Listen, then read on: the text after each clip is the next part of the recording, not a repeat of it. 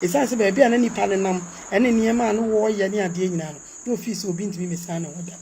nenso wiase ohun de bi asem ba akopɛ ene ya meka se wo kai kura se wo ma wiase na wo hene e ka kai sa niema na bra ye bre ene sika nkofo peni bebre ene din ene ahodie nyina no utumi se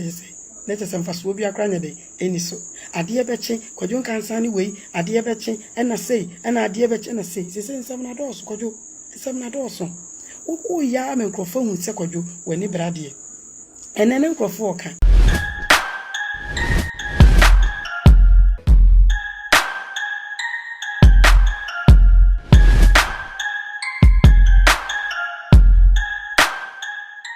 Memo bibia akwa abasonko edeba eye attention TV so de bia mu ni se na natele meji me kunya sa nsema etwagu ye social media so na me de eba besom eye meman Ghana eye enche bia ene eye Kumawood actor eye Lewin aye nyina enim no eba abonten ebe kan se even ya dabo ho ewo emfaso esen eye nkofo bebre eye Oheneba Serwaah esane Lewin asemo kan nti Oheneba Serwaah ba abonten abe kan adwen yie pa e de akire eye Lewin momienko na momienko tie eye audio no embra sese de ya asemu eye asempa wo mayimu minso obi atese Kwadwo Nkansah Lewin kasa den asansa ase ebio ensama wo kan nyina ne se na ena Dr. Laki ena chechekumu na de omunidi wo mo mutwa Kumawood movies no om na stars abusuafo ya na mentene me biase enti ya na nipa dwen si ebewu ana minim Kwadwo Nkansah Lewin tama wo beseni mu na obi wo ho ana wo betu obi ana wo so timi se bi mu enti Kwadwo o pa kire se wo di anya de so bi betime sa ho ana Kwadwo di na odi din ye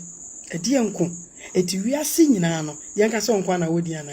Kwadwo eduru mire bia ho kai wachi kai ba bia na wo ebi kra wa na so da yeda se bia ba begidin wa na so da yeda se bia ba bia waduru no ebi a wo ba beduru ho enkrofo bi mpaye ani adom bi na asonso Kwadwo media kakra meka ade akiro nyina ne se saa niema na asofo ni bi mu ani bi mu ye ya enne wo mo atofom no esa se ba bia na nipa ne nam ene niema no wo ye ne ade nyina no office obi ntimi mesa na woda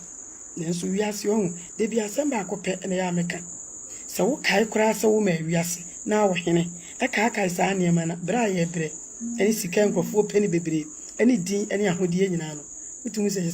na te sem faso obi akra nya de eni so ade beche Kwadwo Nkansah ni wei ade beche ena sei ena ade beche na sei se nsem na do so Kwadwo nsem na do so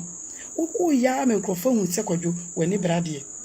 enene nkrofo ka yesi baby a ebeduru bia no Kwadwo ye bodi obi antan wu na emum desuban pa bia di